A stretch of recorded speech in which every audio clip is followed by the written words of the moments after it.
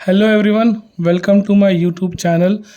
इस वीडियो में हम लोग महाराष्ट्र स्टेट बोर्ड MHCET 2024 के चैप्टर्स को मैं आप लोगों को सिखा दूंगा विथ एग्जांपल। तो वीडियो में आप लोगों को टॉपिक वाइज में लेते जाऊंगा रिवीजन, और इसी के रिलेटेड जो जो क्वेश्चंस भी है न्यूमेरिकल जो आ सकते हैं, सीईटी के क्वेश्चन बन सकते हैं, वो भी उसी टॉपिक के अंदर ही मैं सॉल्व करने की कोशिश कर रहा हूँ।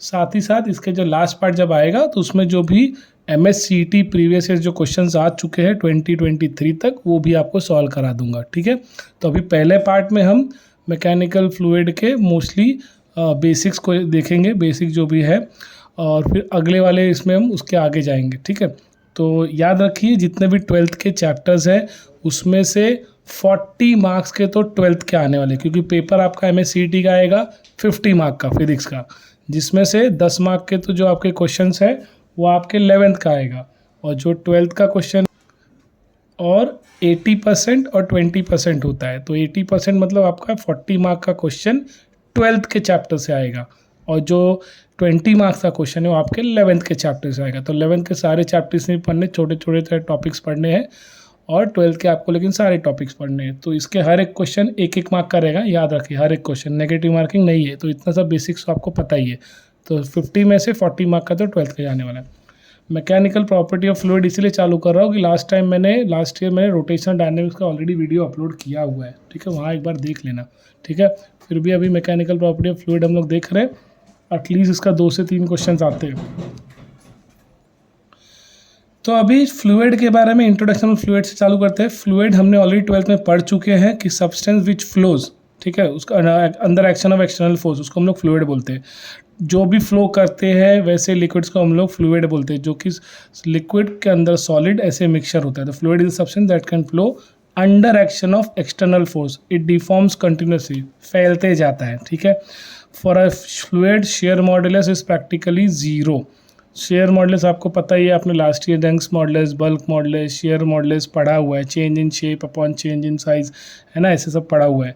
Fluid is a state of matter that includes liquid, gases और कुछ अमाउंट ऑफ प्लाज्मा। प्लाज्मा में आपको पता है ना, गैसेस ऐसे सब आएंगे, मतलब एक प्लाज्मास में आपको आयंस भी होते हैं। ठीक है,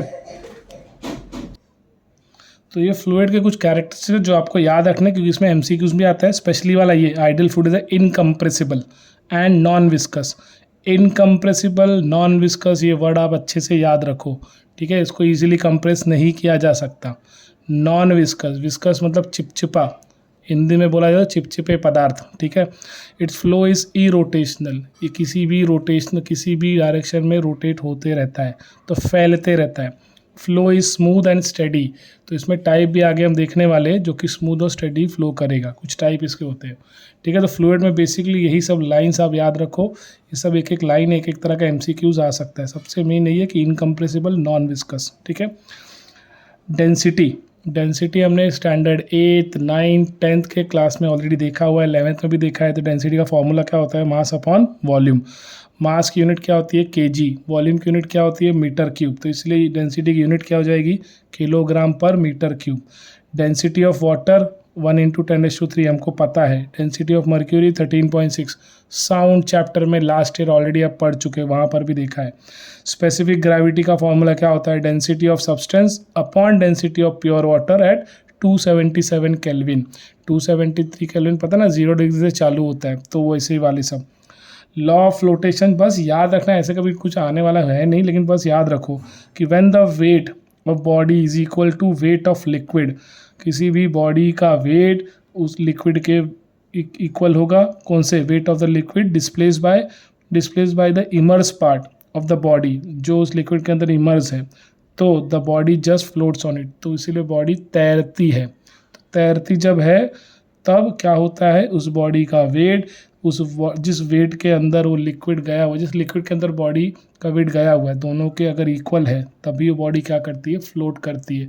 अगर नहीं फ्लोट करती, वेट कम ज़्यादा होता है, तो अंदर डूब जाता है। ठीक है, तो ये याद रखना है बस, इसलिए आपको याद रखना चाहिए, और नीट के लिए भी आपका याद हो जाएगा, जेई के लिए भी, कि अगर वेट उस बॉडी का उस बियॉन्ड फोर्स से ज़्यादा है। बियॉन्ड फोर्स क्या होता है, ऐसा force, upward force exerted by a liquid on an object immersive, liquid के अंदर जो ऑब्जेक्ट डूबा गया है उस ऑब्जेक्ट को अगर वही लिक्विड डाउनवर्ड मतलब ऊपर की तरफ अगर फोर्स अप्लाई कर रही है किसी वो ऑब्जेक्ट पे जो ऑब्जेक्ट ऑलरेडी डुबोया गया हो या डूबा हो, अगर उस जिस लिक्विड में डुबाया गया है वो लिक्विड अगर उस ऑब्जेक्ट पे क्या कर रही है, फोर्स अप्लाई कर रही है नीचे से, मतलब नीचे से ऊपर की तरफ, ठीक है, तो वो फोर्स को हम लोग क्या बोलते हैं, बियॉन्ड फोर्स बोलते हैं। ये ऑलरेडी 10th में भी देखा है हमने, ठीक है। तो अगर ज़्यादा है वेट का फोर्स, उस बॉडी का वेट ज़्यादा है फोर्स से, तब बॉडी क्या होगी, सिंक करेगी इन द लिक्विड, ठीक है, डूबेगी ऐसा। अगर बियॉन्ड फोर्स से कम है तो body floats on the liquid, तब डूबेगी नहीं, तब फ्लोट करेगी। अगर दोनों इक्वल है तो body can remain in equilibrium at an depth in the liquid, अंदर डूबेगी, पूरी तरह नहीं डूबेगी, एक पार्ट पे वो रहेगी। तो कि फ्लोटेशन का दूसरा मतलब भी क्या होता है, nothing but ratio of density of solid upon density of liquid. बस इतना याद रखना है कि अगर वेट, बॉडी का वेट बियॉन्ड फोर्स से ज़्यादा है तो बॉडी सिंक करेगा, लिक्विड में डूबेगा। अगर कम है तो फ्लोट करेगा ऊपर। अगर दोनों इक्वल हो गए तो एक डेप्थ तक वो जाके उसमें डूबा रहेगा, पूरी तरह नहीं, एक डेप्थ तक जाएगा। तो तीनों चीज़ उसमें है। अब फ्लूइड एट रेस्ट, तो रेस्ट में है फ्लूइड, मोशन नहीं कर रहा है, तो ऐसे ब्रांच को हम बोलते हैं फिजिक्स की हाइड्रोस्टैटिक। क्या बोलते हैं हम लोग, हाइड्रोस्टैटिक। तो branch of physics which deals with property of fluid at rest, एक जगह पर रुके हुए हैं, तो ऐसे ब्रांच को हम फ्लूइड के क्या बोलते हैं, hydrostatics. We consider forces and pressure acting on stationary liquid, ऐसा लिक्विड जो रुका हुआ है, जैसे कि एक हमने इसको एक बीकर में या एक ग्लास में हनी रख दिया, हनी जो कि फ्लूइड है, बह नहीं रहा है, फ्लो नहीं हो रहा है, तो हमने उसको एक जगह पर रख दिया है, इसलिए वो स्टेशनरी बन गया है, ठीक है। तो उसकी स्टडी को हम क्या बोलेंगे, हाइड्रोस्टैटिक, ऐसा फ्लूइड। अब आ जाते हैं प्रेशर का। प्रेशर को आपको क्या याद रखना है, पहले तो डेफिनेशन, जो कि एवरेज थर्स्ट मतलब एवरेज फोर्स, या उसको नॉर्मल फोर्स भी बोला जाता है, एक्टिंग पर यूनिट एरिया, किसी एक पर्टिकुलर एरिया में जो फोर्स, एवरेज फोर्स या नॉर्मल फोर्स ऊपर से जो लग रहा है उस बॉडी पे, उसको हम लोग बोलेंगे, पर यूनिट एरिया के रेशियो को बोलेंगे प्रेशर। तो force upon area, F upon A, ऐसा भी याद रखोगे तो भी चलेगा, लेकिन वो फोर्स कैसा होता है, एवरेज होता है और नॉर्मल होता है। डायमेंशन ऑफ प्रेशर क्या आएगा, क्योंकि फोर्स का यूनिट क्या होता है, न्यूटन, एरिया का यूनिट क्या होता है, मीटर स्क्वायर, तो इसलिए न्यूटन पर मीटर स्क्वायर। उसका डायमेंशन आपने 11th स्टैंडर्ड में ऑलरेडी पढ़ा गया है, तो उससे भी यहाँ पर याद रखो, यूनिट क्या होता है, न्यूटन पर मीटर स्क्वायर। अगर CGS पूछा तो डाइन पर सेंटीमीटर। आई होप आपको डायमेंशन निकालने आता है, क्योंकि एग्जाम में आने वाला है, डायमेंशन निकालने आता है। फिर जो हाइड्रोस्टैटिक प्रेशर है, इसका यूनिट, इसका जो बोलते हैं ना, डायरेक्शन नहीं होता, इसलिए स्केलर क्वांटिटी है, तो मैग्नीट्यूड सिर्फ होता है, डायरेक्शन नहीं होता, ठीक है। अब pressure due to a liquid fluid column, liquid column के जो प्रेशर आता है उसको हम लोग क्या बोलते हैं, एच रो जी। एच मतलब होता है हाइट, उस लिक्विड कॉलम का कहाँ तक आया है किसी बैरोमीटर या प्रेशर बैरोमीटर में, मर्क्यूरी बैरोमीटर में। रो मतलब जिस फ्लूइड के अंदर डेंसिटी है, तो उसकी डेंसिटी, ग्रेविटी लगने वाला जी। जो प्रेशर होता है इंडिपेंडेंट होता है साइज और शेप पे, ये बहुत इंपॉर्टेंट है, it is independent of the size and shape of the container. इस पर डिपेंड प्रेशर नहीं करता, प्रेशर डिपेंड नहीं करता, ठीक है। तो ये याद रखो आप प्रेशर के बारे में, उसका डायमेंशन आपको याद रखना है, ये फॉर्मूला याद रखना है, उसकी यूनिट याद रखनी है। और pressure due to liquid column, ठीक है, और ये वाली line independent of the size and shape of the container. अभी इसी में अदर यूनिट ऑफ प्रेशर है, ये भी आपको CET में आ सकता है या JEE मेंस या नीट में आ सकता है, कि 1 बार को हम क्या बोलते हैं, 10⁵ न्यूटन पर मीटर स्क्वायर, या उसकी दूसरी यूनिट ऑफ पास्कल भी होती है। फिर एटमॉस्फेरिक प्रेशर वाली भी एक यूनिट होती है जो कि 1.03 10⁵ न्यूमेरिकल में बहुत बार आ चुका है 12th में, ठीक है। या उसी को हम 1.013 बार बोलते हैं, या दूसरी होती है 760 टॉर या mm मिलीमीटर, ठीक है। तो ये सब अलग अलग टाइप के प्रेशर के यूनिट है, ठीक है, जो कि आपको याद रखना है CET के लिए भी, JEE मेंस के लिए भी और नीट के लिए भी। फिर आता है total pressure at a depth H below the surface of the liquid. Below the surface of liquid है, उसी को हम क्या बोलते हैं, एटमॉस्फेरिक प्रेशर। तो वो क्या होता है, PA + H रो जी। अब जो एब्सोल्यूट एक प्रेशर होता है, एब्सोल्यूट प्रेशर मतलब होता है ऐसा प्रेशर किसी सॉलिड में या वेट में है जहाँ पे no matter inside a space no matter inside या स्पेस, और परफेक्ट वैक्यूम। परफेक्ट वैक्यूम अगर जहाँ भी होगा उसको हम लोग बोलेंगे एब्सोल्यूट प्रेशर, मतलब ऐसी जगह में जहाँ पे टोटली वैक्यूम हो तो वहाँ के प्रेशर जो होगा उसको हम लोग क्या बोलेंगे, एब्सोल्यूट प्रेशर। या ऐसी जगह पे प्रेशर देख रहे हैं जहाँ पे कोई मैटर है ही नहीं, ठीक है, तो उसको एब्सोल्यूट प्रेशर बोलेंगे। फिर द टोटल और actual pressure P at a point is called as absolute pressure, जो कि ये है जहाँ पे कोई मैटर नहीं होता इनसाइड। फिर दूसरा होता है गॉज प्रेशर। गॉज प्रेशर क्या होता है, जो हम मेजर करते हैं टायर वगैरह के हवा वगैरह, वहाँ जहाँ पे ओवर प्रेशर और pressure of system above atmospheric pressure. Atmospheric pressure से जो ज़्यादा प्रेशर होगा तभी क्या होता है वो गॉज प्रेशर, क्योंकि उसी गॉज प्रेशर को हम टायर में हवा भरते टाइम सब जगह ऐसे ही चेक करते हैं, ट्यूब में और जो भी है जहाँ जहाँ हवा भरते हैं वहाँ पे, ठीक है, गाड़ी के इसमें। तो याद रखो फिर जो गॉज प्रेशर है वो क्या होता है, डिफरेंस बिटवीन किसका, जो टोटल प्रेशर होता है actual pressure minus atmospheric pressure, क्योंकि एटमॉस्फेरिक से तो ज़्यादा ही होता है, ठीक है। तो ये याद रखो pressure absolute plus gauge pressure. Gauge pressure अभी हमने पढ़ा है ρg, ठीक है। अब प्रेशर कैन बी पॉजिटिव और नेगेटिव। गॉज प्रेशर ज़्यादा भी हो सकता है और कम भी हो सकता है, ठीक है। It is positive in water tank containing water but negative in vacuum chamber. ये MCQs के लिए आ सकता है। कौन से इंस्ट्रूमेंट होते हैं जिससे हम प्रेशर मेजर करते हैं, तो हमने ऑलरेडी 12th में पढ़ा है थियरी में, मर्क्यूरी बैरोमीटर, जो कि क्या करता है, एटमॉस्फेरिक प्रेशर मेजर करता है इनसाइड अ बैरोमीटर, और उस बैरोमीटर के अंदर वही मर्क्यूरी का लिखा हुआ, मर्क्यूरी का कॉलम चढ़ता ऊपर है, ठीक है। जैसे जैसे ऊपर चढ़ते जाएगा तो वैसे वैसे हाइट इंक्रीज होते जाती है, ठीक है। कम होते जाएगा तो हाइट कम होती जाएगी। तो Hρg जो हम देखते हैं ना उसी पे होता है, क्योंकि फ्लूइड का अंदर का डेंसिटी सेम रहेगा। मर्क्यूरी लिया है तो मर्क्यूरी डेंसिटी सेम रहने वाला है और ग्रेविटी भी सेम रहेगा, तो सिर्फ H है ना, Hρg, ऐसा Hρg। तो जो रो होता है डेंसिटी सेम रहता है, हाँ, सिर्फ हाइट के ऊपर रहता है कि हाइट जैसा ऊपर नीचे, उस पर डिपेंड करता है प्रेशर, ठीक है। दूसरी जो डिवाइस होती है ओपन ट्यूब मैनोमीटर होता है। वो क्या होता है, use to measure the pressure difference, वही जो गॉज प्रेशर वही सब उसको मेजर करने का। फिर एक कंसेप्ट आया था जो आपने 12th में पढ़ा था, हाइड्रोस्टैटिक पैराडॉक्स। वो क्या होता है, पास्कल जो थे उन्होंने क्या किया था, नंबर ऑफ वेसल्स लिए थे अलग अलग शेप के, आपके टेक्स्ट में भी डायग्राम बना हुआ है, ठीक है। बट जो उनका बेस क्या था, but of equal base area, base area सबका सेम था। ही पोर्ड वाटर देम इनटू, तो उनमें सबने उसने समान वाटर भरा, ठीक है, सेम वर्टिकल हाइट से, and prove that pressure exerted by the liquid column on the base of each vessel depends on only the height of the liquid and not on the shape.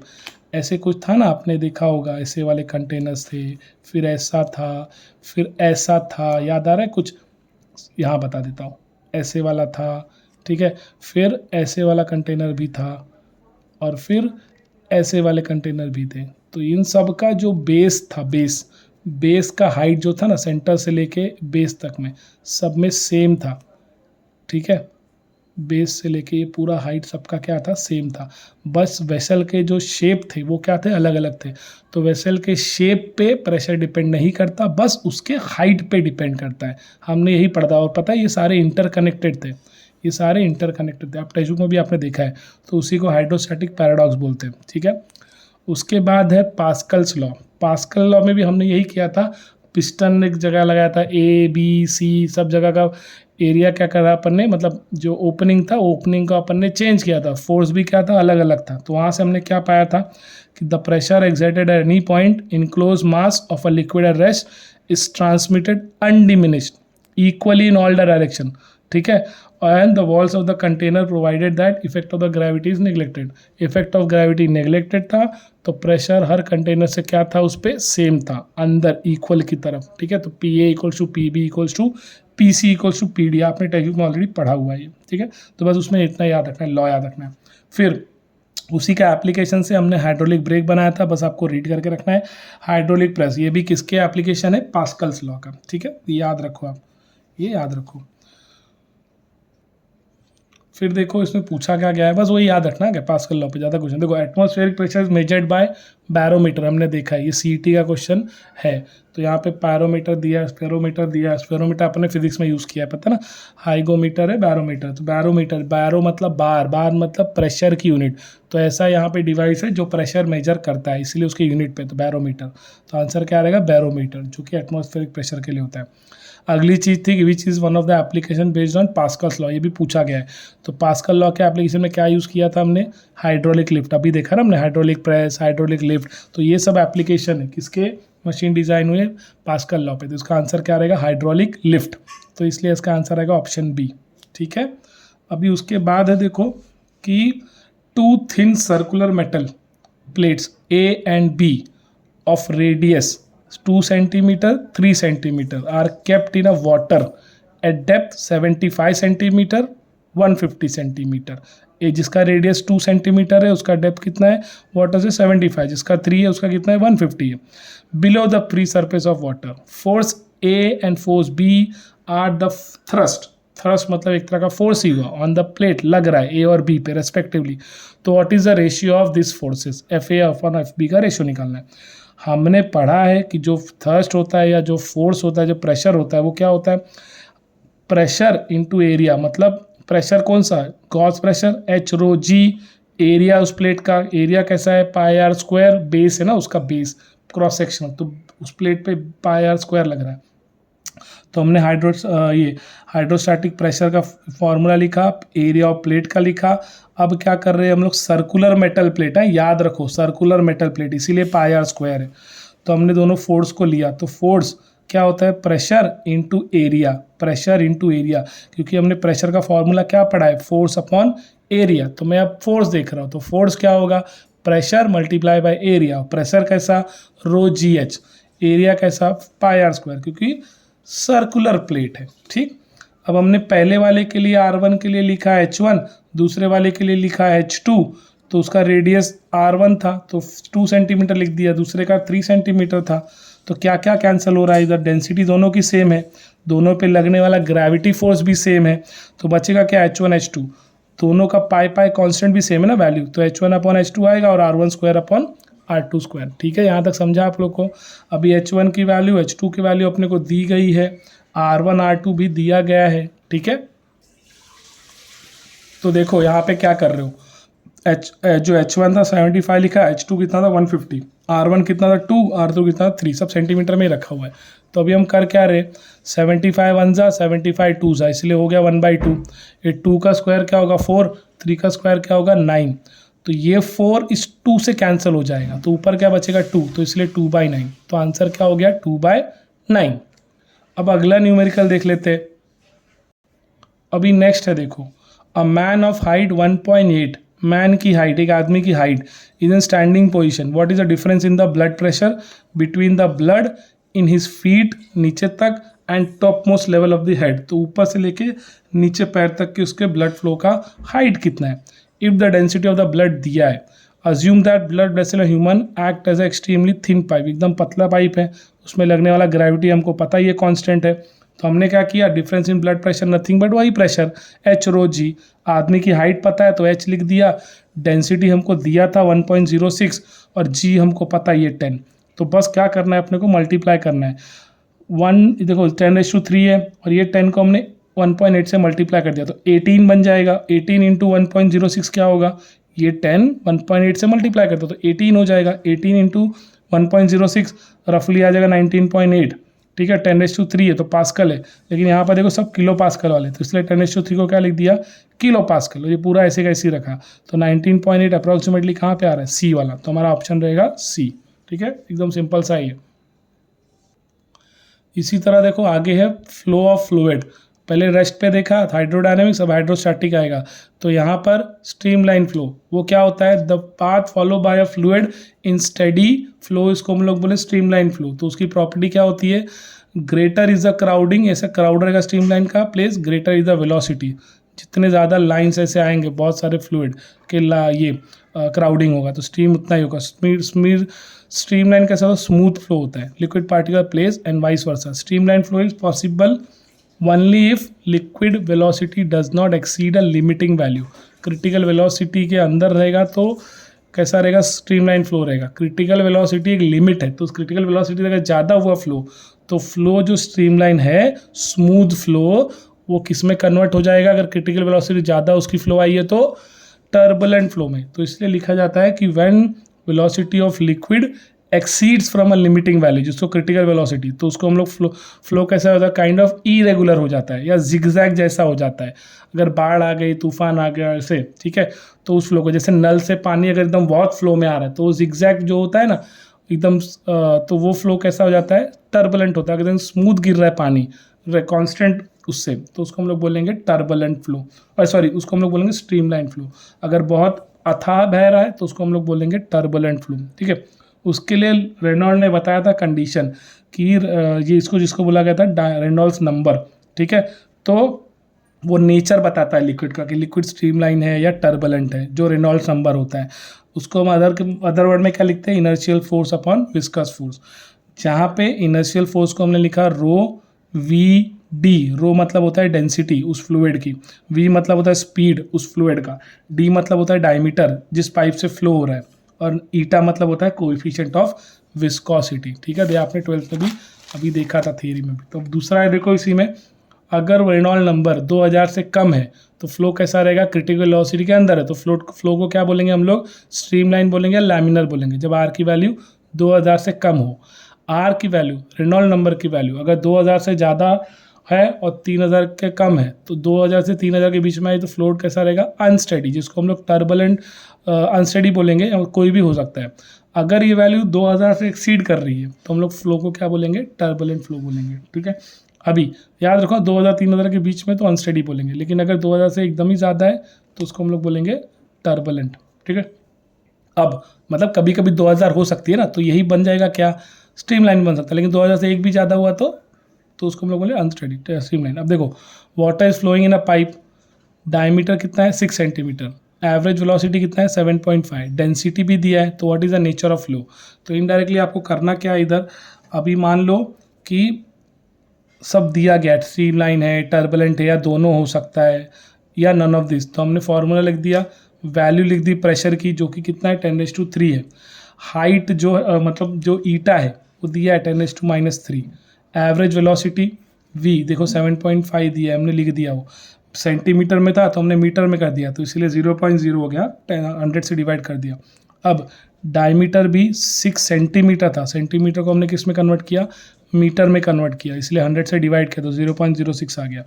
तो मैंने density की जगह 10⁻³ लिखा, v की value हमने metre में लिख दिया, हाँ, d का वैल्यू भी मीटर में कर दिया, और ईटा की वैल्यू लिख दी। तो नीचे का 10⁻³ ऊपर जाएगा तो क्या हो जाएगा 10⁻+3, और ऑलरेडी यहाँ पे +3 है, तो ये -3 ऊपर गया तो प्लस हो गया ना, तो इसलिए 10⁻6 आ गया। बचा क्या है, 75 और 6 को मल्टीप्लाई कर दो आपस में, कितना आएगा 0.004 तो अगर इससे मल्टीप्लाई कर दो कितना आ जाएगा 4500, जो कि वैल्यू क्या है 2000 से ज़्यादा है ना, इसलिए फ्लो क्या हो जाएगा टर्बुलेंट, तो हमारा आंसर रहेगा टर्बुलेंट, ठीक है। इसमें आपको यही याद रखना रहता है। आई होप आपको समझ में आ गया। तो नेक्स्ट इसी तरह क्वेश्चन है जो MSCET के पिछले साल पूछा गया है, बताता हुए, तो ये समझा। अब देखो अगला क्वेश्चन क्या है, liquid of density viscosity flows with a tube of a diameter d, ठीक है, और जहाँ पे क्वांटिटी r, वही formula rho V D upon eta, determine whether the flow streamline turbulent dimension has the dimension of क्या, तो उसका dimension क्या रहेगा, आर ई का डायमेंशन क्या रहेगा। तो इसमें हमने पहले ही पढ़ा है कि जो रेनॉल्ड्स नंबर होता है वो डायमेंशन लेस होता है, क्या होता है डायमेंशन लेस, क्योंकि दोनों फोर्स का रेशियो ही होता है, तो रेशियो कट हो जाएगा, तो डायमेंशन क्या रहेगा रेनॉल्ड्स नंबर का, हमेशा याद करके रखो हाँ क्या, कि उसका डायमेंशन लेस होता है। तो वेलोसिटी को तो डायमेंशन है, फोर्स को भी डायमेंशन है, एक्सेलरेशन को भी डायमेंशन होता है, लेकिन इसको डायमेंशन होता ही नहीं ना, तो इसलिए ऑप्शन क्या रहेगा जिसको डायमेंशन नहीं है, नन ऑफ दी अबव, क्योंकि इसको डायमेंशन होता ही नहीं है। तुमको ये याद रखना है, तुमको 12th में ही पढ़ाया गया था कि जो रेनॉल्ड्स नंबर होता है वो खाली एक नंबर है, तो उसको कोई यूनिट नहीं होती, तो इसको इट इज़ डायमेंशन लेस, ठीक है। अगला है इक्वेशन ऑफ कंटिन्यूटी, अगला टॉपिक है, उसको जानने से पहले आपको याद रखना विस्कस फोर्स क्या होता है, विस्कस क्या होता है, real fluid that flows with some resistance is opposite direction of इस फ्लो, उसके फ्लो जब वो फ्लो होता है लिक्विड उसमें रेजिस्टेंस पैदा होता है, मतलब रेजिस्टेंस होता है जब फ्लो होने लगता है, अपोज करे तो उसको हम लोग क्या बोलेंगे विस्कस फ्लूइड या विस्कस फोर्स। इसका एग्जांपल क्या है, हनी, मध को अगर हम किसी कंटेनर में रख दें, टेस्ट ट्यूब में रख दें, तो हम देख सकते हैं कंपेयर टू वाटर वो जो हनी होता है उसमें विस्कस फोर्स ज़्यादा होता है, इसलिए वो रेजिस्टेंस प्रोड्यूस करता है, जिसको हम फ्लूइड के लैंग्वेज में बोलेंगे विस्कोसिटी, एक तरह की लिक्विड की रेजिस्टेंस। जैसा सॉलिड में रेजिस्टेंस होता है ना, वैसे ही लिक्विड में उसके रेजिस्टेंस को हम लोग क्या बोलेंगे, फ्लूइड में उसको विस्कोसिटी बोलेंगे। तो क्या होता है, equation of continuity states that when an incompressible and non viscous liquid, non viscous मतलब जो कि थिक होता है, not thick and flows easily. जैसा पानी गाढ़ा नहीं होता ना, लेकिन जो हनी होता है वो गाढ़ा होता है। तो हनी में विस्कोसिटी आता है, विस्कस आता है, लेकिन पानी गाढ़ा नहीं होता, इसलिए पानी को क्या बोलते हैं, नॉन विस्कस, क्योंकि हनी गाढ़ा होता है तो चिपचिपा पदार्थ, इसलिए उसको हम लोग विस्कस बोलते हैं। लेकिन पानी नॉन विस्कस क्योंकि वो गाढ़ा नहीं होता। Flows in a streamline flow of non uniform cross section area, the product of area and cross section हमेशा क्या रहेगा, in the velocity is same. मतलब एरिया और वेलोसिटी उसका हमेशा क्या रहेगा, a1 v1 equals to a2 v2। याद रखो, नॉन विस्कस मतलब वाटर, विस्कस मतलब हनी, हाँ, जो कि गाढ़ा होता है, तो पानी गाढ़ा नहीं होता है, इसलिए नॉन विस्कस। बर्नौलीज थ्योरम में क्या याद रखना है आपको, इसमें एरिया इंटू वेलोसिटी का रेशियो इक्वल रहेगा, मतलब मल्टीप्लिकेशन इक्वल रहेगा। इसी तरह बर्नौलीज में बोला था द प्रेशर, किसके लिए दिया गया कि जब pressure flow speed and the height of flow of ideal fluid, जो कि इनकम्प्रेसिबल और नॉन विस्कस है। नॉन विस्कस जब बोला ना कि पानी, फ्लूइड, तो इट स्टेट्स क्या कहे, that the sum of pressure energy per unit volume, potential energy per unit volume and kinetic energy per unit volume, हमेशा आइडियल फ्लूइड के लिए क्या रहेगा, उनका समेशन इक्वल रहेगा, मतलब इज विल बी कांस्टेंट हमेशा। Pressure energy per unit volume, potential energy per unit volume, kinetic unit per volume, kinetic per unit हमेशा क्या रहेगा, कांस्टेंट रहेगा, ठीक है। उसको law of conservation of energy भी बोलते हैं, ठीक है। इसी तरह फ्रिक्शन इन लिक्विड है, जिसको हम लोग विस्कोसिटी बोलते हैं, हाँ, लिक्विड की रजिस्ट करने की, अपने मोशन को रजिस्ट करने की property viscosity, measure of fluid resistance to flow.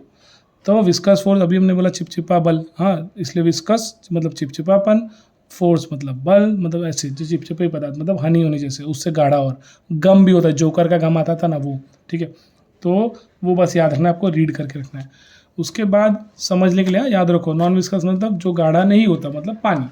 अब इसी तरह Newton's formula for viscous force, तो ये हम लोग क्या रखना है, according to Newton the frictional force, जो कि F मान लो, और विस्कस फोर्स या फ्रिक्शनल फोर्स विल बी क्या रहेगा, between two layers is given as directly proportional to eta, जो कि कोएफिशिएंट ऑफ विस्कोसिटी होती है, जो कि कांस्टेंट होती है। ए मतलब एरिया, dv बाई dx मतलब वेलोसिटी ग्रेडियंट, ठीक है।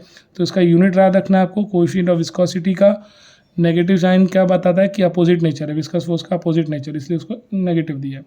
अब इसी से रिलेटेड और एक क्वेश्चन है इसमें कि plate of area 2 metre made to move horizontally, ऐसे धक्का दिया जा रहा है, इसको धक्का दिया ऐसे जा रहा है, horizontal tangential force over the free surface of liquid, ये लिक्विड के फ्री सरफेस में।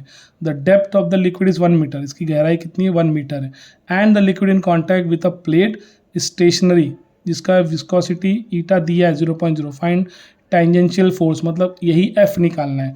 तो हमें यहाँ हाइट पता है, वेलोसिटी दिया है, ठीक है। तो अभी हम क्या करेंगे, इसमें वेलोसिटी का जो वेलोसिटी ग्रेडियंट का रेशियो होता है dv बाई dx, तो हमारा जो वेलोसिटी फाइनल है कितना है, 2 है, तो इनिशियल हमने क्या माना है, रेस्ट पे था ना, तो 0।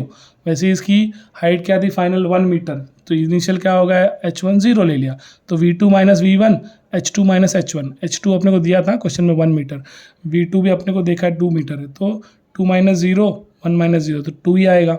न्यूटन फार्मूला क्या है, F eta A dv by dx, ईटा दिया है क्वेश्चन में, एरिया दिया है 2, ठीक है, और dv बाई dx अभी हमने निकाला 2, तो 2 2 सा क्या हो जाएगा 4, और ये 10⁻⁻1 है, इसको एक शिफ्ट करेंगे 10⁻², 10⁻3, तो ये पूरा क्या हो गया 4 × 10⁻3, तो ऑप्शन आएगा 4 × 10⁻3। इसी तरह water flows through a horizontal pipe, वापस सेम हॉरिजॉन्टल पाइप है, इंटरनल डायमीटर पाइप का दिया है d, water is emerging at the speed v1, then the diameter of the nozzle, तो डायमीटर निकालना है, तो इसको भी हम लोग वापस क्या करेंगे, कंटिन्यूटी पता है इक्वेशन, एरिया इंटू वेलोसिटी। अब इसी को हमने क्या ले लिया, v2 बाई v1 रेशियो हो जाएगा, किसके बराबर होगा, a1 बाई a2, एरिया जो डायमीटर ऑफ पाइप है r² मतलब उसको d² हो गया, तो d1² बाई d2², हाँ। तो अभी इसको हम लोग क्या करेंगे कि पाई 2d² हो जाएगा, इसलिए d1² बाई d2²।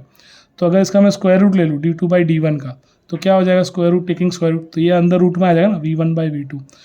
जहाँ पे हमें नोजल का डायमीटर क्या लिया है d2, वही पता करना है ना, इनटू d1।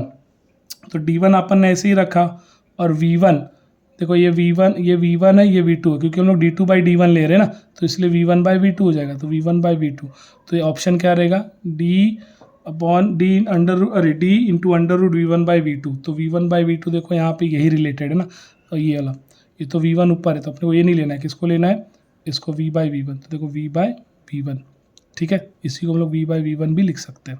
तो ये हमारा हो जाएगा आंसर, ठीक है। तो आई होप आपको ये समझ में आ गया हो। Thank you. तो आई होप आप लोगों को समझ में आ गया है। मैंने जो कंसेप्ट थे उसके ही न्यूमेरिकल सॉल्व किए, थोड़े थोड़े बेसिक से स्टार्ट किए। इसके आगे इसी नेक्स्ट वीडियो में हम लोग सरफेस टेंशन से रिलेटेड उसके आगे करने वाले हैं, और जो प्रीवियस के क्वेश्चन आए वो भी करने वाले हैं, ठीक है। तो आई होप आपको वीडियो पसंद आएगा, जो भी रहेगा आप कमेंट कर सकते हो। इसी का नोट्स मैं आपको भेज दे रहा हूँ, ठीक है, PDF आप देखते जाना, ठीक है। चलो बाय, थैंक यू।